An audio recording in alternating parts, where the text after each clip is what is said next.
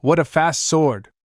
What sharp insight! Never thought General Zhang's ultimate move would be broken so easily.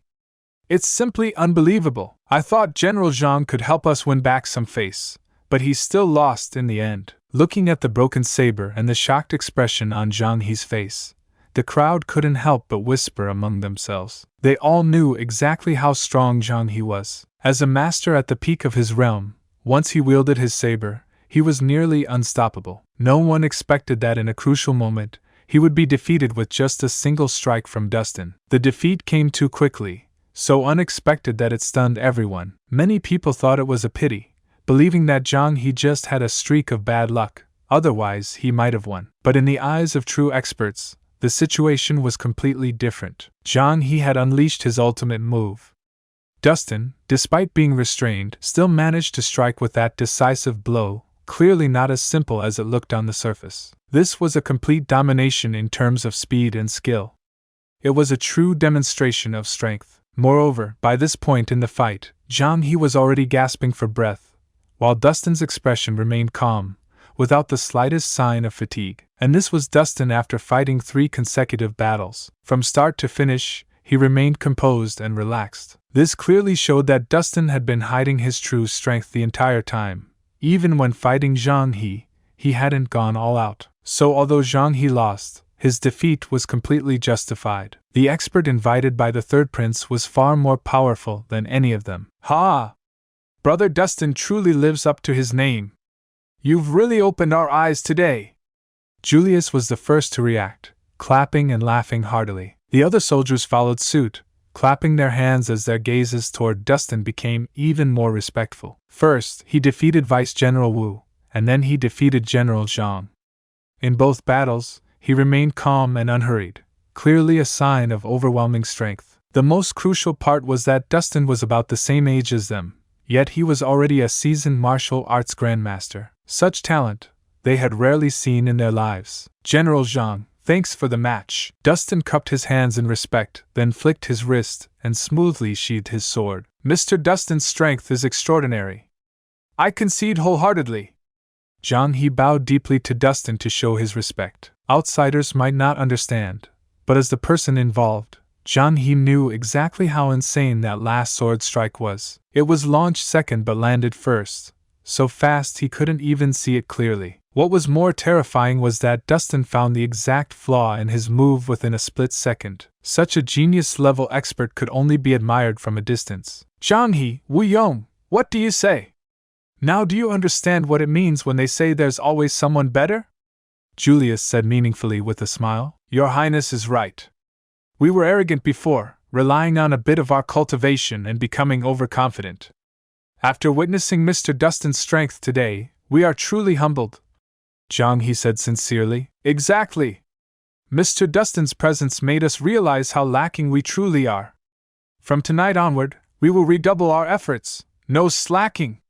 Wu Yong quickly agreed. Dustin's strength made them truly convinced, and the key point was that even though Dustin had won both matches, he gave them enough face and didn't let them lose too badly. His character was worthy of praise. All right, keep training. I have a few words to discuss with Mr. Dustin. Seeing his point had been made, Julius didn't linger at the training ground. He left quickly with Dustin. Once they exited the arena, Julius turned and asked with a smile.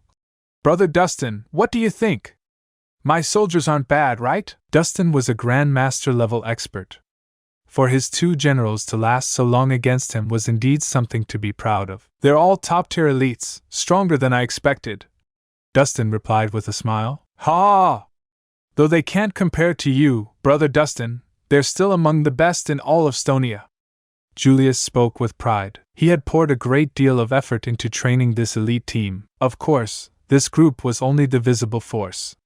He also had a hidden team, unknown to outsiders, which he kept as a trump card. Your Highness has great depth. It's truly admirable. Dustin offered a polite compliment. Bah! It's just small-time work. What I really lack in my team is someone like you, Brother Dustin, someone who can truly take the lead. That would make things complete, Julius said meaningfully. Dustin only smiled, not giving a direct response. Of course, I'm not forcing you to decide now. Take your time to think about it, Julius chuckled casually. As the saying goes, even if there's no deal, we can still be friends. No matter what happens, our friendship remains. Of course. Dustin nodded. All right, you've just fought 3 battles in a row.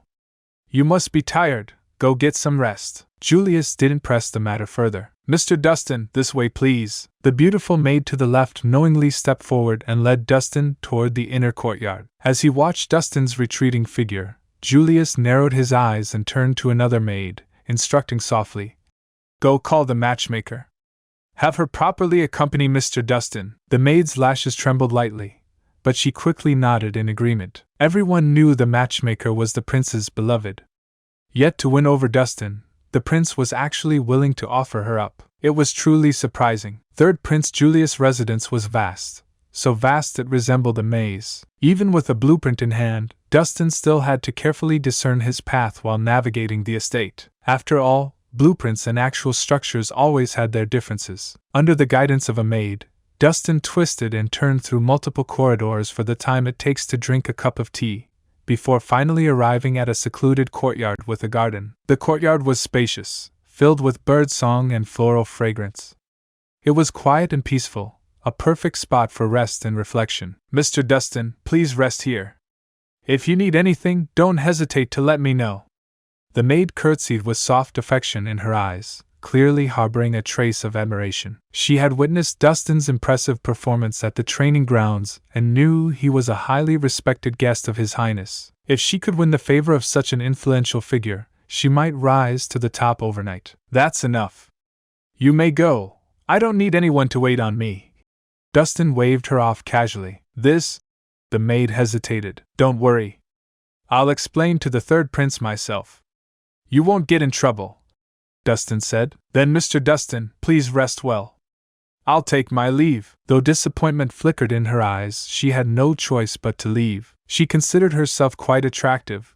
Most guests couldn't help but steal a few more glances at her. On occasion, His Highness had even used her charm to curry favor with high-ranking officials. Yet today, her greatest pride, her beauty, had failed to make the slightest impression on Dustin. He hadn't even spared her a glance. This left her wondering, had she aged a few years and lost her glow? After dismissing the maid, Dustin stepped into the bedroom, shut the door behind him, and pulled out the blueprint he kept close at hand. Even though he had already memorized the structure, he wanted to cross-check his mental map with the real-world observations he had just made. Mr. Dustin. Suddenly, a crisp voice called from outside. Dustin frowned slightly, puzzled. He had clearly dismissed the maid. Who else was here? He rose and opened the door, only to see a woman standing gracefully at the entrance to the courtyard, dressed in a light pink gauze dress. She had a slender figure, snow-like skin, and an intelligent glint in her eyes. Her beauty was truly captivating. The woman was none other than Matchmaker, ranked 8th on the Rouge list. Mr. Dustin, I've long admired your name. I came specifically to pay my respects. If I've disturbed you, I hope you'll forgive me, Matchmaker said with a soft curtsy. Her smile was warm and radiant like the spring sun, making one feel at ease. You're a guest, please come in. Dustin responded courteously and invited her inside. The room was filled with a faint floral aroma, mixing subtly with the fragrance on Matchmaker's body, adding a hint of enchantment to the serene atmosphere. I've heard so much about your martial prowess, Mr. Dustin. After seeing you at the training grounds today, I can say the rumors don't do you justice, Matchmaker said as she sat down at the table, gently lifted the teacup, and took a delicate sip. Though I don't practice martial arts, I truly admire heroes like you. You flatter me. My skills are nothing more than ordinary. Dustin smiled. But you, Miss Matchmaker, famed on the Rouge list for your unmatched talents and beauty, are worthy of true admiration. Though he had never met her before, Dustin had heard of her. She was one of Third Prince Julius' carefully cultivated courtesans, well versed in music, chess, calligraphy, and painting, beautiful and rare. Whenever important guests visited the estate, Third Prince Julius would often invite her to perform. However, it was rare for her to approach someone so proactively. Clearly, Third Prince Julius was pulling out all the stops this time. You overpraise me, Mr. Dustin. I'm just making a living in this world, using a few modest talents to get by. But you, Mr. Dustin, have achieved so much at such a young age. I wonder, do you have any hobbies or pastimes? Matchmaker asked with a soft laugh, hiding her smile behind her sleeve. When I have spare time, I sometimes play chess. It helps me focus. Dustin replied. How coincidental! I happen to enjoy chess as well. Since it's rare to meet you in person, Mr. Dustin, would you be willing to play a game with me? Matchmaker said, eyes brimming with charm. She knew full well she was merely a tool raised by third Prince Julius. Sooner or later, she would have to give herself to someone. But if it could be someone like Dustin, who was handsome and dignified, it wouldn't be a bad fate. If you're interested, then let's play a round. Dustin agreed without hesitation. He couldn't appear too indifferent. Otherwise, it would arouse third Prince Julius' suspicion. If he wasn't here for wealth, fame, or beauty, then what was he here for? Bring my chessboard. Matchmaker instructed the maid behind her. Yes, miss. The maid replied and quickly returned with a delicate chess set. Under the sunlight, the black and white pieces gleamed with a soft luster. The two sat down and began the game. Matchmaker took the black pieces and made the first move, her posture elegant and poised. Though her initial layout seemed casual, there were hidden tactics beneath the surface. Dustin remained calm, responding steadily, every move exuding quiet strength. Mr. Dustin, I've heard His Highness thinks highly of you and hopes you'll join his ranks, Matchmaker said casually as she played. With your strength, if you teamed up with His Highness, you could surely carve out a grand future for yourself in Stonia. Upon hearing this, Dustin's hand paused midair with the white piece before he slowly placed it down and chuckled. I thought Miss Matchmaker came to play a game of chess. I didn't expect you to be here as a persuader. Hee hee. With someone as smart as Mr. Dustin, how could you not guess my intentions? Matchmaker laughed softly, completely candid. His Highness once saved my life and treats me with respect as a guest. Naturally, I must return the favor and help resolve his worries. I hope Mr. Dustin won't take offense. Miss Matchmaker speaks with admirable frankness. How could I possibly take offense? Dustin smiled. He had expected her to be more tactful, maybe speak in circles or offer flowery praise. Her directness was indeed surprising. Mr. Dustin, to be honest, His Highness has never valued anyone as much as he does you. As she continued placing her pieces, Matchmaker smiled. I can tell His Highness sincerely wants to recruit you. As someone by his side, I also hope this matter can come to fruition. As long as you agree, I can promise you anything. As she said this, she slowly looked up, her eyes shimmering with a mesmerizing charm. Among the top 10 on the Rouge beauty list, outward appearance didn't vary much. What truly determined their rank were identity, status, and personal capability. Ranked 8th, Matchmaker's beauty and figure were nearly flawless. Her gaze was filled with flirtation, her curved brows ink dark, her nose delicate and straight like carved jade, lending her features an even more defined allure. Her lips, naturally rose-colored without makeup, curled into a soft smile that formed shallow dimples, as if hiding endless tenderness. Her skin was fairer than snow, glowing like pearls under sunlight, making her appear elegant and ethereal, like a fairy walking out of a painting, so beautiful it was hard to look away. Even Dustin, who had seen many stunning women, was briefly dazed when meeting her gaze. Matchmaker was not only beautiful, but naturally seductive. Every glance and smile was enchanting. Even though Dustin knew this was part of a beauty trap, he couldn't bring himself to dislike it, because she was so honest to the point of being convincing. One had to admit, Julius had played a good hand. Mr. Dustin, look at this game, black and white pieces battling. Only through mutual cooperation can a beautiful match unfold. This is just like His Highness and yourself. If the two of you joined forces, you'd surely gain the upper hand in these turbulent times. Matchmaker smiled as she steered the conversation away, not pressing too hard. Life is like chess, requiring every step to be cautious. One misstep, and the whole game is lost. Dustin replied calmly. Caution is good, but being overly cautious might cause you to miss rare opportunities. That would be a shame. Matchmaker's hand moved quickly, her offense becoming sharper. She skillfully set traps across the board, trying to lure Dustin into a disadvantage. I'm naturally timid.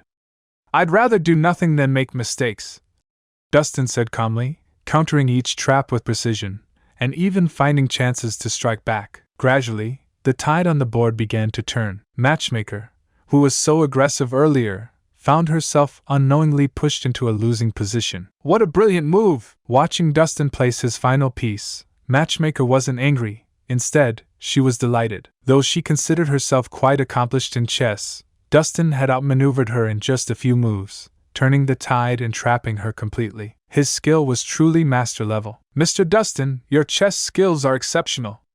I gladly admit defeat. Matchmaker put down her piece and slightly bowed her head, her eyes full of admiration. At first, she thought Dustin was just a talented warrior. But now, she realized he was both refined and powerful, a rare genius. No wonder His Highness valued him so highly. You flatter me, Miss Matchmaker.